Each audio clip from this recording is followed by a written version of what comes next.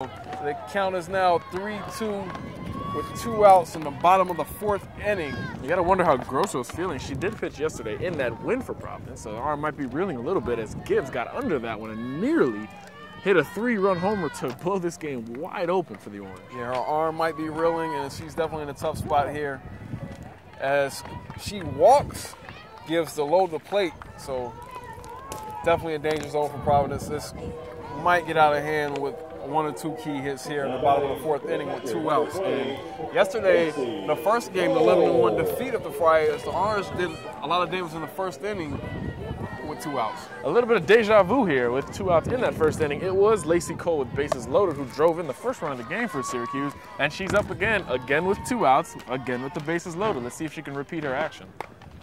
Lacey Cole fouls one off behind home plate or over the home team dugout, and the count is 0-1 with 2 outs, bases loaded. And Lacey, it's also been a venture for her down in the catcher's or behind the batter's box. Yeah, but she's been settling in at the plate, getting cues on the board earlier, and scoring a run later. She does have a few errors, though, behind the plate with pass balls, and she actually hit one of the runners that gave Providence their second run of the game. That was a weird play as Grosso goes inside for a ball. Count is 1-1. And she hits one in the gap to bring 2 around as she gets a single. And a throwing error as she advances to second, and another runner for the Orange advances to third. So now the game is 7-2, and Orange might be putting this one out of reach for the Friars. So Lacey Cole might be responsible for part of 2 of the runs that Syracuse gave up in the 3rd inning, but she's been responsible for scoring 4 runs herself. She batted in 1 in the 1st, scored in the 1st, batted in 2 just here, and she's in scoring position again. Lacey Cole battling at the plate. Jenna Carr is back up at bat, facing a new pitcher, Grosso, with 2 women in scoring position. Game 7-2 Orange over the Friars. There was a wild 3rd inning and now a wild bottom of the 4th inning for the Orange.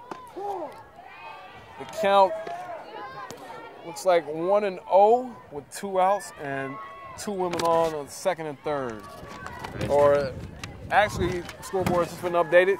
It is 2-0 with 2 outs. And Kyra almost hits one in the left field, but it is foul.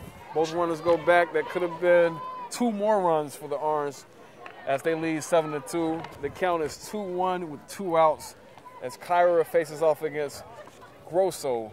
Just foul on that one, inches. It shows you how softball, just like baseball, just a game of inches, and that foul line could have extended the lead further. And the 4th pitch is a strike. It looked like it was on the outside, but the home plate ump calls it 2-2, or calls it strike, and it's now 2-2 for Kyra. This one is definitely on the outside. Full count now, 3-2 with 2 outs and 2 women in scoring position for Kyra as she steps up to the plate. And no better way to help your team than earning some runs at the plate. Yeah, Kyra is walked. The bases loaded again. That's the 3rd time in this inning and the 5th time in the game. Deja vu all over again from the 1st inning, just as we had with Lacey Cole catching. Now backup pitcher Stacey Kewick came up in the 1st inning with bases loaded and batted the 2nd run home. Now she's up bases loaded again. Yeah, that's definitely the 2 hits she had earlier today will definitely up her 191 batting average as she takes a strike against Grosso. The count is 0-1, bases loaded with 2 outs in the bottom of the 4th inning. Kewick looking for her 10th hit on the season. Kewick swings and misses this time. Strike 2 for Grosso. The count is 0-2 with 2 outs here in the bottom of the 4th inning with bases loaded. Definitely danger zone for the Friars here, John. Oh yeah, they gave up 11 runs in that 1st inning, and this is looking just like it. And Kewick pops up as high.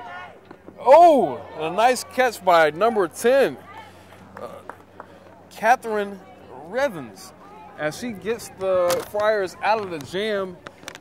And even though they gave up a few runs, it's still sort of within reach as they're down 7-2 in the bottom of the 4th inning. And we'll take a quick commercial break here on SU Softball Live. Welcome back to SU Softball Live. We're here in the bottom or the top of the 5th inning. Syracuse leading Providence 7-2, and they did some major damage in the bottom of the fourth inning, offensively, the Orange, that is. 5 runs scored. Again, bases loaded situations were the story, and the story at the plate so far for Syracuse has got to be Lacey Cole, the catcher. She batted in the first run of the game as well as 2 more in the fourth inning, so she's got more RBIs than Providence has runs. And it's also been an adventure for her behind the plate, as she's been a part of 2 errors. But settling in perhaps now, and why not with a 7-2 lead. Jessie Bryant, the first batter up in the top of the 5th inning for the Friars, and she's facing Kyra, who's had 6 strikeouts.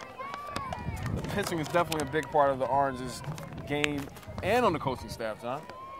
Definitely pitching coach, new coach, Angela Tincher for Syracuse. And yes, that name sounds familiar if you are fans of college softball, because she was the player of the year in 2008 pitching for Virginia Tech, and she also pitched professionally and in the Olympics.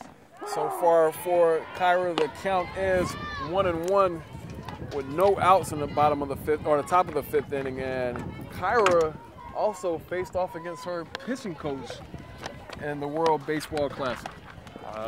She pitches for Canada, and Tincher pitching for the U.S. She witnessed and heard about Tincher's no-hitter against the United States in an exhibition while she was still at Virginia Tech, obviously prompting the Team USA to have that player on board. The count is now 1-2, no outs. Kyra might be number 19 gets a hit. Number 19, Jessie Bryant, gets a hit. That's the 3rd hit given up by Kyra, but she's only given up 2 runs so far today. Only Jessie Bryant's 6th hit of the season, a situational player, batting 171, but gets through on Kyra on that one. Yeah, number 8, Elena Thomas up to bat, and Jessie Bryant, that was a big hit because this game was heading toward getting out of hand for the Friars. And you got to wonder how her health was after getting hit by Kyra the first time she came up to bat. Yeah, definitely some heat on that wild ball that hit her earlier in the 3rd inning.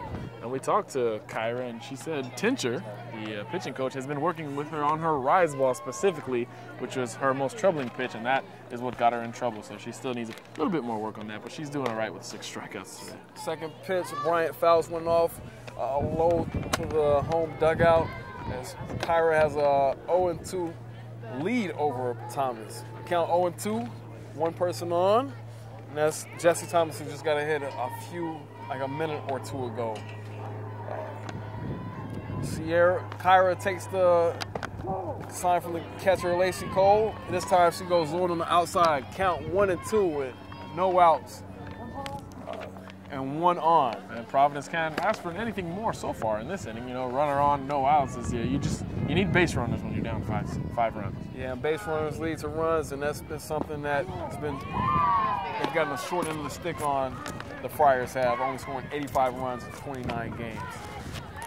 Count is now 2-2 as Kyra just a low one. That was a ball the last pitch, and she's taking the sign from Cole, and Thomas settles in. Kyra with the pitch on the outside again, but she strikes out and runs into the dugout. Almost embarrassed on that one. She sprinted, ran about a 4.2 if we were at the NFL Combine, into the dugout. Yeah, check swing didn't work for her that time as the ump called her out. So that's a 7th strikeout for Kyra. Top of the order now for Providence. That's something that they could definitely use here with 1 out, down 5.